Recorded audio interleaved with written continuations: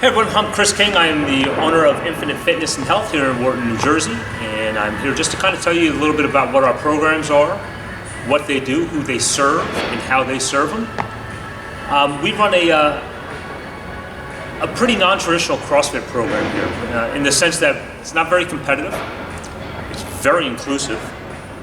We serve the underserved. We don't seek out football players or baseball players. We actually seek out people who are pretty unfit with some physical limitations, maybe you have injuries, maybe you have problems getting out of bed or getting upstairs. They're the people that we look for this program. The program that we have is not open to everybody. We don't take everybody into this program who tries to sign up for it. It's a special thing that we do, and we kind of make sure that we have the right fit for everybody in here. We let you try it and see if that works for you. What else on the list I'm missing? You talk about the programs being designed to meet you where you are. What does that mean?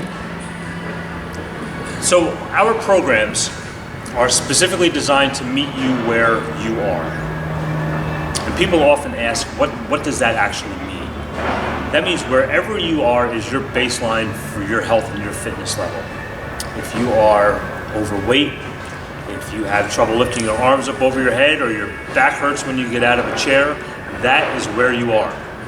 We can't change where you are unless we actually do something to change that. There's no expectation on anybody being able to perform anything outside of where they are. It's very important to note that. You're not going to come in here and we're going to have the expectation that you can pull yourself up from a bar, or you can lift a heavy weight up over your head. We actually don't care if you can do that.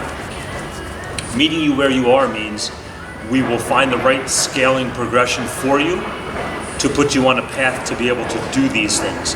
The intent of what we do is for you to come in here unfit, and we take it from there. So meeting you where you are is exactly that. Wherever you are, that's how we embrace you when you come through the door, and we work with you in your current condition, not some fantasized, glorified idea of what we would like to see. We know we'll get there in time. A lot of people have a fear of starting. What do you say about that? Most of the fears that we hear are that people are not fit enough to do CrossFit. And in the traditional sense, with what you see on Facebook and YouTube and all that, some are probably right. Coming in here with the intensity that we do, yeah, there needs to certainly be a certain fitness level in order to perform CrossFit at the level that a lot of even your average CrossFitters perform it at. But then this circles back to meeting you where you are. If we take this slow and methodically, you can do what everybody else does. So the fear of being unfit to do this, although it makes some sense, is really unfounded. It's almost like saying you're not flexible enough to do yoga. The truth of the matter is, doing yoga makes you more flexible to do more yoga. Doing CrossFit in the most scaled down version of whatever it is for that day will get you fit. It will help remove medications. It will clean up your physical condition. It'll clean up your emotional and mental state. It fixes an awful lot of ills that don't get fixed outside of this room. We talk a lot about bridging the gap between PT and real life. Can you explain a little bit about that? Bridging the gap between PT, physical therapy, and real life is a real life issue. Our healthcare system is very good at medicating. It is very good at prescribing things like physical therapy and whatnot. But more often than not, physical therapy will kind of bring you along a little bit slow. They're cautious, sometimes maybe overly cautious.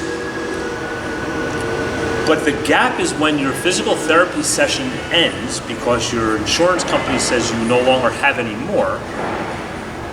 What do you do then? To go and pay a physical therapist to have them perform therapy on you 2 or 3 times a week is an outrageous amount of money. Typically, the physical therapy isn't going to call after you when you're not coming, because if the insurance isn't paying, there's not much of a need for for that relationship to continue. What we do is we pick up where physical therapy leaves off. So if you're unable to get your shoulder or your arm up over your head because of a shoulder injury, we do work to get that done for you. If you're in a wheelchair, if you're in crutches, if you're an amputee, it doesn't matter. You still need to be able to perform basic functions of life. You know, an example would be a double amputee that we were working with after he lost his second foot to type 2 diabetes. They sent him home after very few physical therapy sessions. And it never occurred to anybody that this guy had to get up 5 stairs in order just to use his own bathroom, and he was 420 pounds. So what does this guy do when he gets home? Right? That's the bridging of the gap. You know, what happens if his house catches on fire at 2 in the morning? Can he get out? Well, weight is an issue, right? And we deal with the weight here. But being able to get his prosthetics on or move himself across the floor becomes just a life-saving measure. So we look at these things and we say, okay, we want to physically train somebody to go home and perform at life, but at what level? If you've lost a limb and you used to play golf, why can't you play golf again? We just need to adapt that movement to get it done. So that's what we do here. Bridging that gap means we take wherever you are, again, we meet people where they are, at a physical therapy, and we introduce a whole new stimuli of working out, and we are well groomed in what we're looking for, anatomy, how it works, what moves what's supposed to move what, if you have pain, where it is. And we work with your physical therapist and your doctor to make sure that what we're doing is in line with what they would be having you do anyway. And a lot of times we throw ideas back and forth, and sometimes, the physical therapist and myself, we learn things that we don't know. So it's a collaboration that works well for everybody. But as a cost-effective measure for physical therapy, once that physical therapy is done, one price here includes everything. You're not hit with different prices for everything. So that's how you bridge the gap from physical therapy to real life. You mentioned costs. This isn't cheap. Can you explain a little bit about where the cost comes from and what comes along with the cost? Yeah, this is not cheap. What we do here costs a considerable amount of money. But you need to ask yourself, really, what is the value of your health? We have packages that start at $99 a month. We have them as much as $200 a month. People come here 5 or 6 times a week. They've noticed that their life has changed dramatically. So now you take $150 a month. Come 3 times a week. Divide that over a month. And divide that by 4.3 for weeks in a month, and then you divide that by the 150. You're like $11.50 a class. Yoga classes cost $15-20, and you're not getting what you're getting here. Free yoga when you come here, by the way.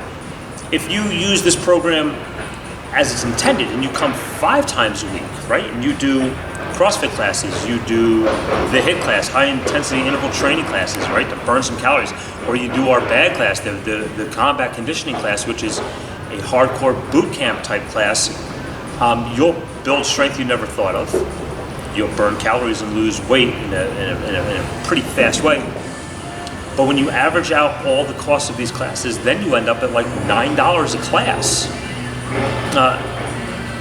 Still may seem like a lot, but you're taking your health back. And then as you're paying the $9 a class or the $150 a month, what are you actually doing? You're moving yourself further away from being dependent on medication and your doctors. Right, so figure your co-pays, figure your medication. You're on high blood pressure, you got cholesterol, you got this, you got that, you got all this crap that we're on, because that's what we do. We go to the doctor, we get a prescription, right? That's what's going to fix us. Truth of the matter is, a steady diet of good nutrition and physical fitness will fix most of your ills. It's documented, it's fact, it's science. So that's what we try to do here. Now, when we look at the cost and we say, holy crap, this costs so much money, it's a half a car payment, it's this, that, something. What's the value of your life? How much does it cost for you to sit and not do the things you want to do? The amount of people that come in here and they're like, I want to go on a hike, but they go to the top of their stairs and they're out of gas. They want to run after their grandkids, but they can't, so they sit on the deck and they watch the world pass them by. If that's your idea of quality of life, then this probably isn't for you. But if you have a different vision for your life and you'd like to see your clothes fit you better, because now you're 45, 50 years old and you're not as in shape as you were when you were 20, and you've put on 60 extra pounds, and you see it as an albatross, as something you can't possibly get rid of. This is how you do it. But it costs, right? What we do here costs a good dime, because every second that you're in here, you have the attention of a personal trainer with you 100% of the time. You're never guessing what you're supposed to do. You never not have somebody working with you to figure out what it is you need. We work with you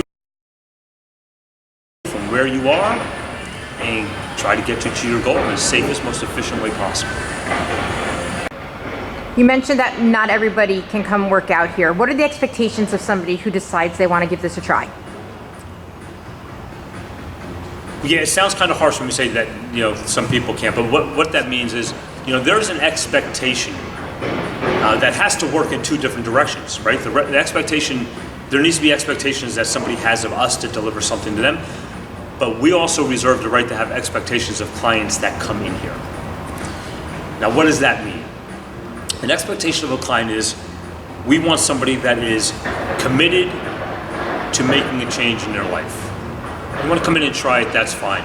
You want to become a member here, there needs to be a certain commitment that you have to changing your health and your own wellness. There has to be a desire to work hard, a non-complaining desire to work hard. And what do I mean by that? I don't mean bitching about how hard the work is, because I bitch at it myself. Sometimes this stuff is hard. But we come in here with an open mind. We come in here willing to do the work, knowing that the results are going to be there for us, right? That's what this kind of means. If we come in here with this idea and this confidence that we're willing to do whatever it is it's asked of us to do, within reason. I don't put you in unsafe or compromising positions or anything like that. It's relatively safe. Then you get the results that you want. The commitment we ask is that for a commitment of a certain amount of time. You're not going to come in here in 4 classes and leave here fit. It's not going to work. You got to come in here for a prescribed amount of time and put the effort in and give it a month or 2, and then watch what happens to your body as it changes. Do I have any other expectations listed there? I was going to ask you another question. So you talked about what's expected of me, or expected of somebody when they come in here 3 or 4 times a week. What about the commitment outside of here? Because obviously we're not with somebody 24/7. Well, the commitment outside of here is simple, right? We say it all the time, and we hear all of our members quote the same thing. You see it on Facebook all the time. You just hear it in the room. We can't out-train a bad diet, right? As much as we do in here, I can run you for 42 miles. I can have you do deadlifts and rope climbs and burpees and box jumps, all this cool stuff. But I ain't going to outpace 4 donuts, a Coca-Cola, a burger, and a milkshake. There's no way. I can't chase that down. I can't outpace a poor diet. So what do we do in that case, right? Because we're still Americans. We still eat on the fly. We have a sugar addiction. And I'll tell you myself, I personally eat out once a week. And I like a milkshake and I like a burger. But other than that, I eat relatively clean. I cut the sugar and I eat good carbs. So you come in here, you do the work. The idea a lot of people have is that we can come in here, we can do the work, and then we can reward ourselves with like a sleeve of Oreos because we just did a big workout. That's not the solution. Going with traditional Oreos as opposed to double stuff does not make it any better. So the expectation for you when you leave here is that you maintain some sort of a commitment to a diet, or just a change of culture on how you eat. Reel in the portion sizes, right? Because portion sizes are really what's killing us. Dial in the right foods to eat and then slowly change that. There's no dramatic diet change the minute you walk in here because that's unrealistic. But as you start to feel better, you'll want your diet to change right in tune with that. That just makes a lot of sense. So do we harp on it? No. But is it an expectation that we have that you pay attention to it and you start to change the culture of how you eat? Absolutely it is. So you talked about what you expect of someone coming in here. What can they expect from you? What can you expect when you walk into Infinite Fitness? You can expect right off the bat empathetic kind approach to anything you have going on. We are an inclusive facility that takes anybody in. You can be in a wheelchair, amputee, you can be relatively athletic and older and just kind of wanting to get in better shape. We really try not to turn anybody away. If you are a nice person and you fit in with the people that are here, we're not cliquey. There's no groups of different people. Everybody kind of does the same thing here. Everybody knows everybody.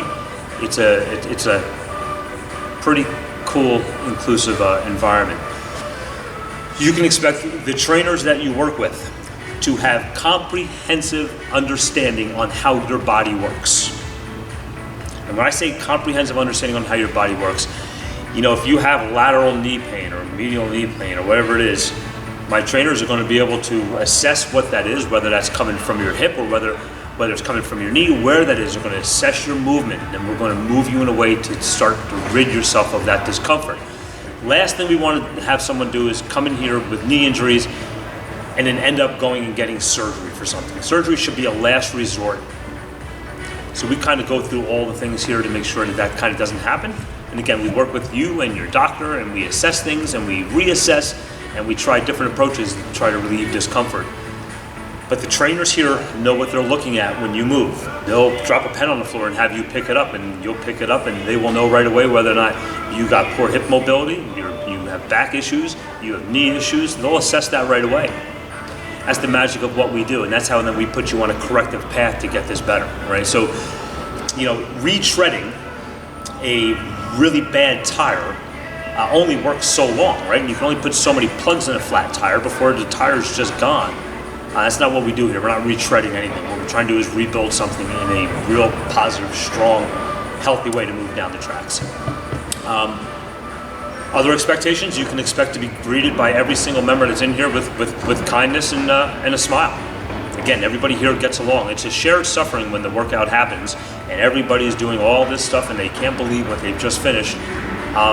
Typically the last one to finish is the one who's most glorified. This isn't about who wins. It's not about who's lifted the most weights or done the most reps. Quite frankly, nobody cares. We don't keep score. We don't keep times. Certain workouts we do, but that's understandable. But for the most part, it's a non-competitive nature that we have in here. People compete with themselves and they want to push one another, but never to the point of it being an uncomfortable competition. Did I miss anything? Talk a little bit more about safety. A lot of people talk about CrossFit and I can get hurt doing it. Safety in CrossFit is a really big deal, right? You hear it all the time. The amount of doctors, people have come in with their doctor saying you can't do CrossFit because you're going to get hurt. It really speaks to the ignorance of the doctor. And let me explain that.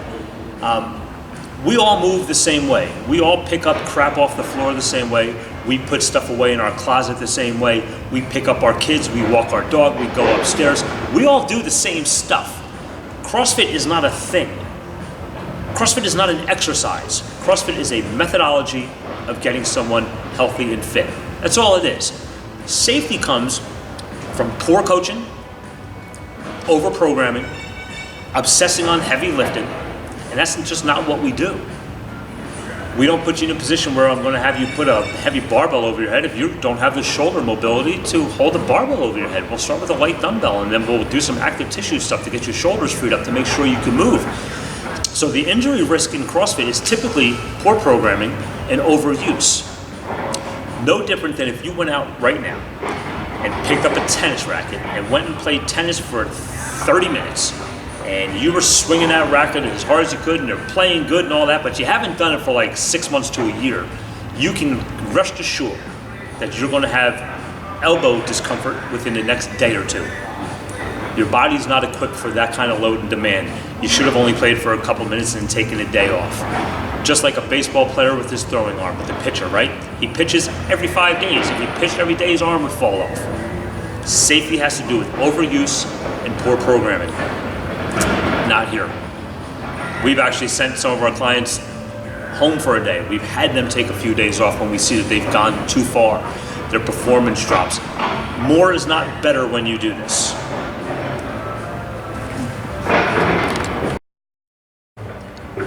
All right, so here we are with all this stuff that we just kind of went over and points that we made. What we're doing here is I'm offering free assessments, fitness assessments, to anybody who wants to come in here and do one. All right, assessment will take about anywhere between 15 minutes to a half hour. See how you move, talk about things, see how you feel, what are your goals, what can we do for you, and see if you're a right fit for our gym. And at the same time, you can see if we're a right fit for you. All right, so the fitness assessment is something I would encourage anybody to do. It doesn't cost a dime. Click on the link and sign up for it, and you'll come in here, you'll meet us, we'll meet you, and we'll see what it is we can do. And again, there's no physical limitation that we do not work with. Some of the other things that we're doing is that we have a personal training package that we're offering right now, 2 people for the price of 1. Right, so personal training is a real good, strong tool to isolate what's needed to get someone to their goal, but sometimes it's nicer to do with a friend. So what we're doing for this summer is if you want to come in with a friend, I'm good with that. You do a personal training session, bring a friend. Makes no difference to me. All of our personal training sessions include a couple of different things. If you need active release, which means kind of getting your joints mobilized, getting your muscles moved, we do that. I do blading, which is the Graston technique, right? So improve joint mobility, reduce some inflammation and some, hopefully some pain and discomfort, and get you moving freely, along with cupping. We do all that stuff here. It's just part of our normal practice. When you come here for personal training, we include a couple of those sessions in there as well. So I encourage you to look at what we're doing. Come in for a free assessment. We offer phenomenal personal training packages along with group training packages. Whichever fits your budget, we will find a way to make it work. Again, our commitment here is 100% to you. You walk through the door, all the resources that we have in this facility are allocated towards you. Right? It's up to you to come in here through the door and make stuff happen. When I click on the link, or when someone clicks on the link to make their appointment, should they be prepared to have their physical assessment that day, or would they be coming in and then scheduling another day to come in for their physical assessment? No, you can schedule for whatever day is convenient for you. There's an online scheduler. It'll take you to prompt you. It'll carry you right through everything. And then it comes up on our calendar. We confirm with you, and then we start from there. Again, this is about it being seamless. This isn't an easy decision to do. Right, you're watching this video, you're like, oh my God, I don't know if I can do this. It seems like it's too much. It's a free assessment. It's really all it is. So you come in here, you give it a shot, we meet you, we see where you're at, and then we explain to you what it is we can do and how we can help you. Possibly we can't, don't know. But unless you come in here and try it, it makes no sense. Right? It makes no sense not to. If you're watching this video still, then you should probably be signing up for an assessment. You've probably thought about it just enough. Now's your time. I can promise you that we are the solution that you're looking for.